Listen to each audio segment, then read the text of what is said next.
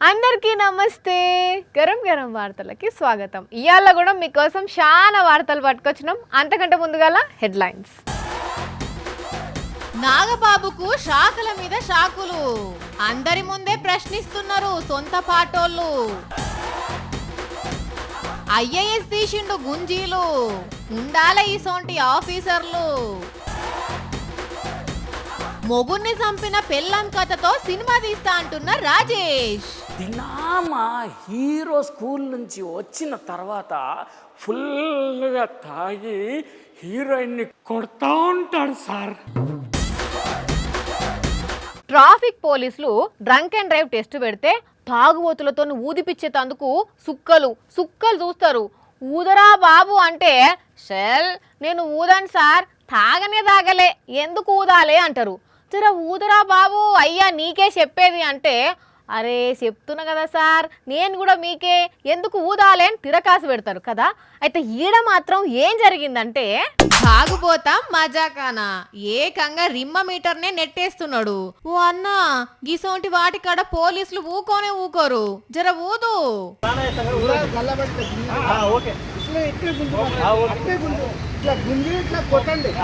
కెమెరాలు ఉంటే వాళ్ళెందుకు కొడతారే అన్న, వాళ్ళకి తెలియదా ఎప్పుడు కొట్టాలనో ఎట్లా కొట్టాలనో గాని నువ్వైతే ఊదు, అక్కడ ట్రాఫిక్ జామ్ అవుతున్నది.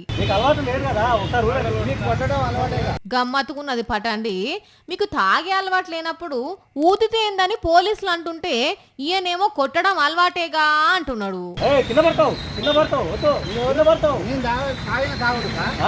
నేను తాగిన తాగుడుకు ఎట్లా పడతాను అంటున్నావు అంటే తాగినట్టుగానే మోతవారి, జరనట ఊదు, పోలీసులు గరం అవుతున్నారు.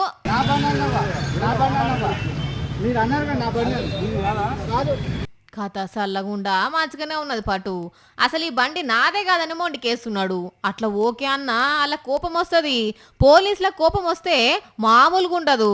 ఆగు ఎస్ఐ గారు గల్ల వట్టనే వట్టి కనబడకుండా కవరింగ్ చేయనే చేస్తున్నాడు పో.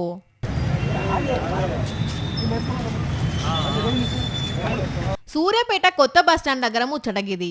డ్రంక్ అండ్ డ్రైవ్ చేస్తున్న పోలీసులు చూసి బండ్ ఆపి కనబడకుండా పోతుంటే కనిపెట్టిన పోలీసులు ఉరికి పట్టుకుంటే అసలు నేను తాగనే తాగలేదు, ఈ బండి నాదే కాదని మొండికేస్తే గింత పంచాత అయింది.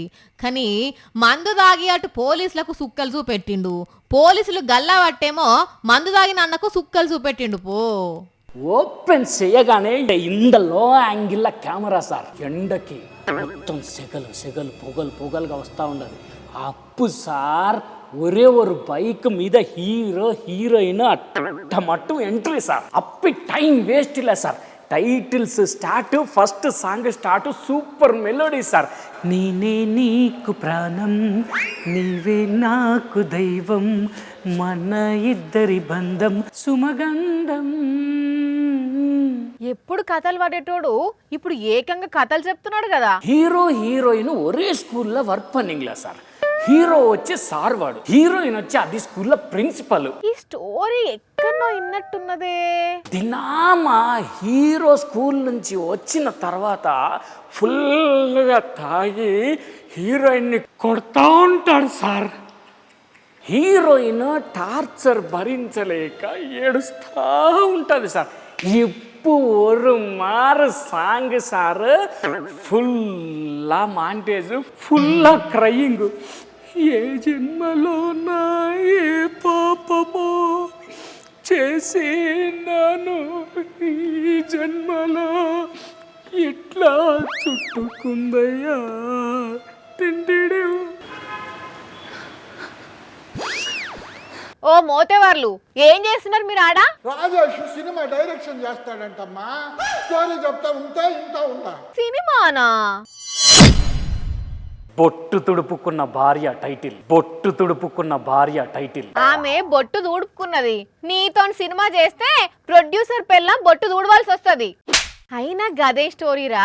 హీరోయిన్ ప్రిన్సిపలా, హీరో పంతులా, కానీ తాగుబోతోడు రోజొచ్చి హీరోయిన్ కొడతాడా? రియల్ స్టోరీ ఇది. అది మ్యాటరు. ఏనో ఇన్నా అనుకుంటున్నా. మొన్నట్లో ఒక ప్రిన్సిపల్ మేడం 2 స్కూల్ పిల్లలతో కలిసి మొగునికి జ్యూస్ లో విషం కలిపి చంపింది. ఆ కథేనా ఇది? ఏంది ఎస్సు ఈ కథను సినిమాగా చేసి సభ్య సమాజానికి ఏం మెసేజ్ ఇద్దామని? మెసేజ్ ఏమున్నదబ్బా, పెళ్ళాం మొగుడిని ఎట్లా చంపిందో చూపిస్తాం స్టోరీలకు అంతే. ఇది ఒక్కటే కాదు, ఇంకా సిరీస్ కూడా ప్లాన్ చేసిన. ఇప్పటి వరకు భర్తల హత్యలు జరిగిన వాటన్నిటిని చూపెట్టచ్చు హ్యాపీగా. సిగ్గుండాలి కొంచెం అన్నా. అరే ఇప్పటికే 5 ఏళ్లల్లా 785 మంది భర్తలు హతమైందట భార్యల చేతుల్లా. నిజమా?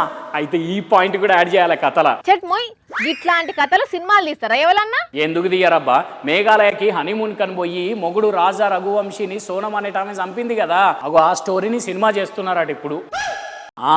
రఘువంశీ వాళ్ళ ఫ్యామిలీ పర్మిషన్ కూడా ఇచ్చిందట సినిమాకి. ఎస్పీ నింబావత్ అనేట ఆయన డైరెక్ట్ చేస్తున్నాడు ఈ సినిమాను. హిందీ సినిమా ఇది. అవునా?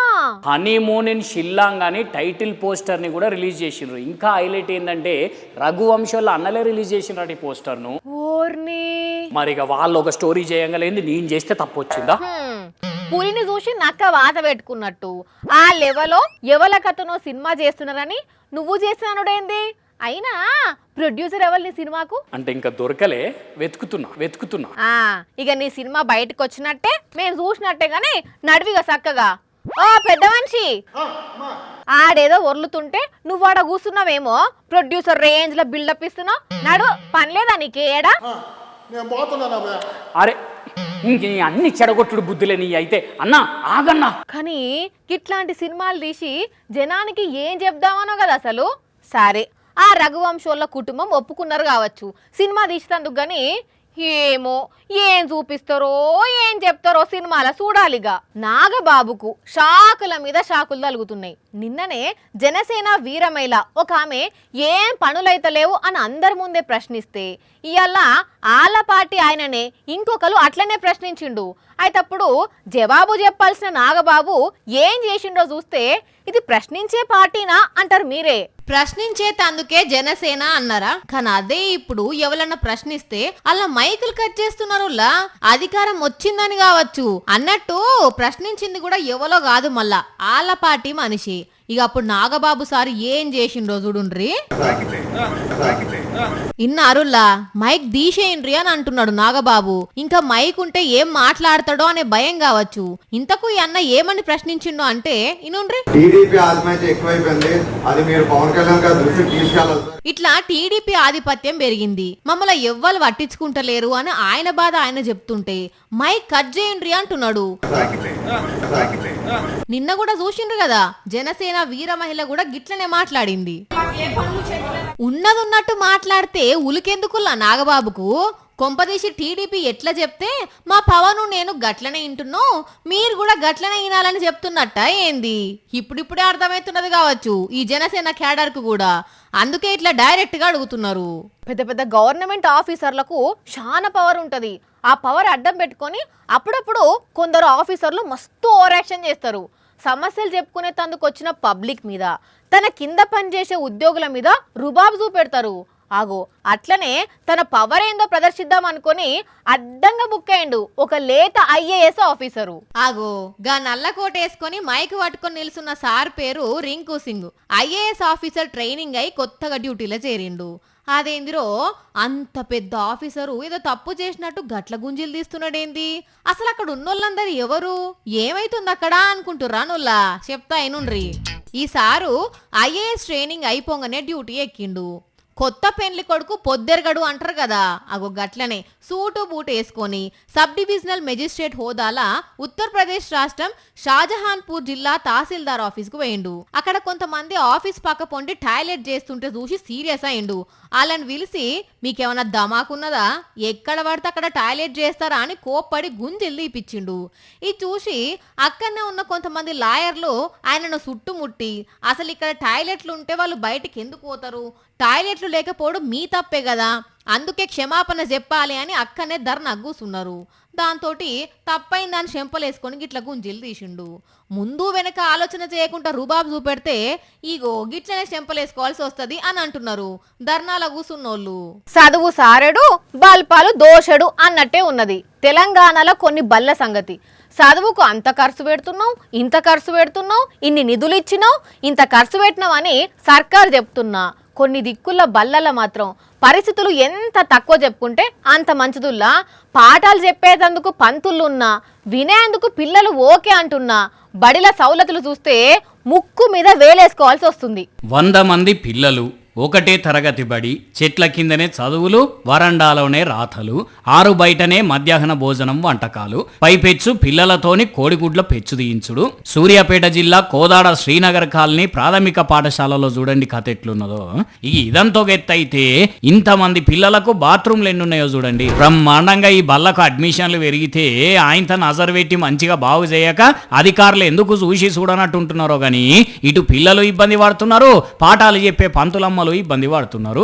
ఇక్కడ ముచ్చటి ఇట్లుంటే జోగులాంబ గద్వాల జిల్లా అలంపూర్ చౌరస్తాలో ఉన్న గురుకుల స్కూల్ పిల్లలేమో మంచినీళ్లు లేవు, బాత్రూములు లేవు, తిండి సరిగా పెడతలేరు, ఇదేంది అని అడిగితే కోప్పడుతున్నారని ధర్నా చేస్తే ఎవ్వరు పట్టించుకోకుండేసరికి మేము కూడా ఎవరికి చెప్పాలో వాళ్ళకే చెప్తామని రోడ్డు పొంటి బాట పట్టి సీదా కలెక్టర్ దగ్గరికి పాదయాత్ర మొదలు పెట్టిండ్రు. ఆడ ఉప్పు నీళ్ళు ఉంటాయి మాకు స్నానం చేయడానికి, ఆ ఉప్పు నీళ్ళే ఇక్కడికి ట్రాన్స్ఫర్ అవుతున్నాయి. ఒక్కొక్కసారి దీని తాగబోదు ఉప్పు నీళ్ళు తాగుతున్నాం.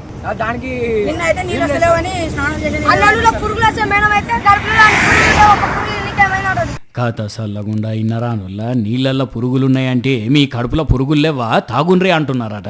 వీళ్ళు రోడ్డు మీద ఉరుకుతుంటే విషయం పోలీసులకు తెలిసి మేము ఆఫీసర్లతో మాట్లాడతామని డీసీఎం మాట్లాడి తీసుకొచ్చి మళ్ళా ఈ స్కూల్ అదో వదిలిండ్రు. కానీ అయ్యలు విద్యాశాఖ ఆఫీసర్లు, మహబూబ్ నగర్ జిల్లా మంత్రులు, ఎమ్మెల్యేలు జర ఇలా బాధను పట్టించుకొని తక్లీఫ్ తీర్చుండ్రు సార్లు. ఇట్లా పిల్లలు రోడ్ల మీద తిరుగుడైంది, పుసుక్కునేదన్న అయితే ఎట్లా. కానీ వామ్మో పిల్లలు మాత్రం భలే కోపంగా ఉన్నారు పోండి.